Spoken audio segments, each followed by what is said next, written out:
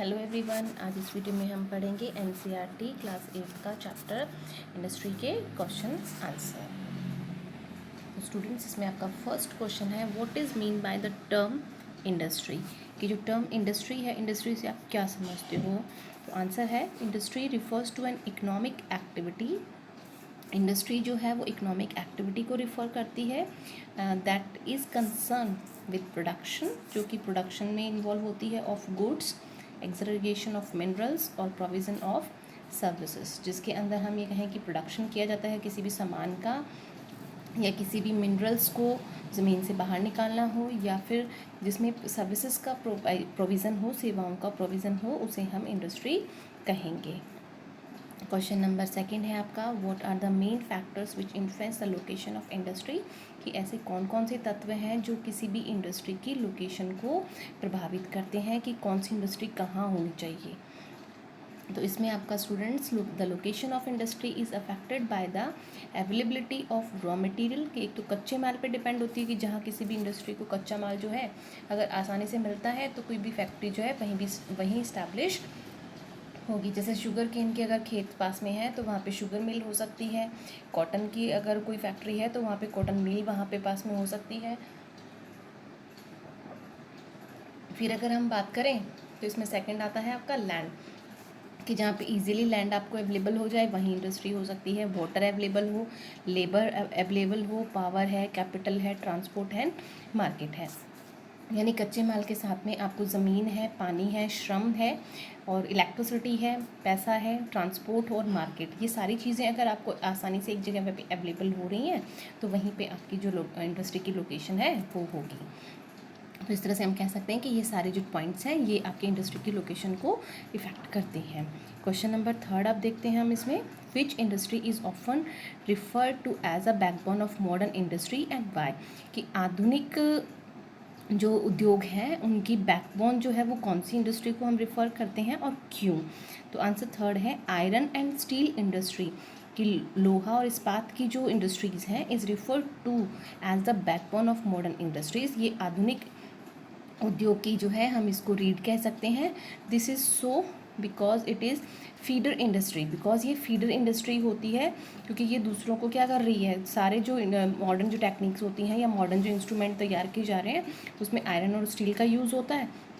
तो ये दोनों ही इंडस्ट्री जो है उनको रॉ मटेरियल प्रोवाइड करवाती है। Industry whose products are use as a raw material for other industries. यानी यहाँ से जो है दूसरी इंडस्ट्रीज़ को रॉ मटेरियल मिलता है जिसकी वजह से दूसरी इंडस्ट्रीज़ जो है इस पर बेस्ड होती हैं।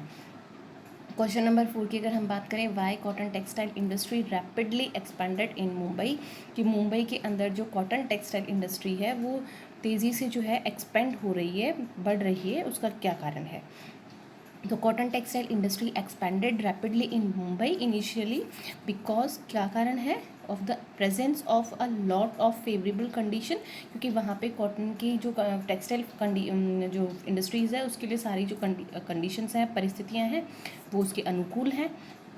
वार्म एंड मॉइस्ट क्लाइमेट है, गर्म और जो है मॉइस्चर से भरा हुआ क्लाइमेट वहाँ पे अवेलेबल है।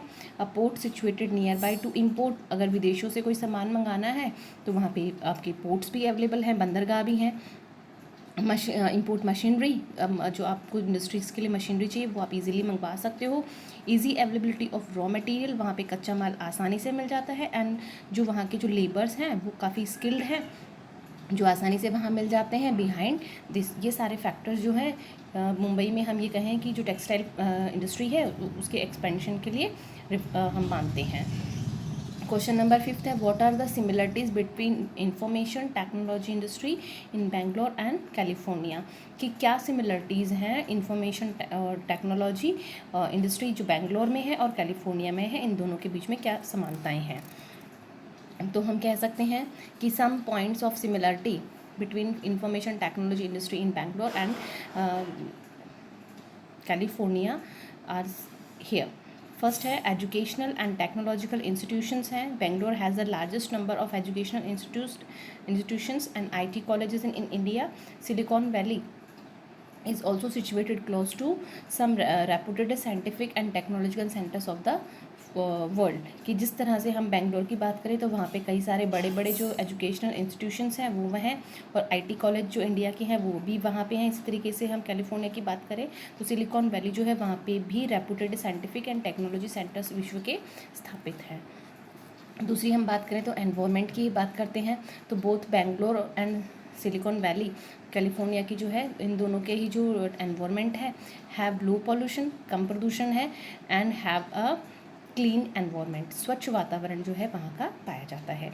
नेक्स्ट क्वेश्चन है आपका टिक द करेक्ट आंसर। तो Silicon Valley is located in, Silicon Valley जो है वो कहाँ लोकेट करती है, it is in Bangalore, California और अहमदाबाद। तो आंसर इज़ बी, कैलिफोर्निया में सिलिकॉन वैली लोकेट करती है।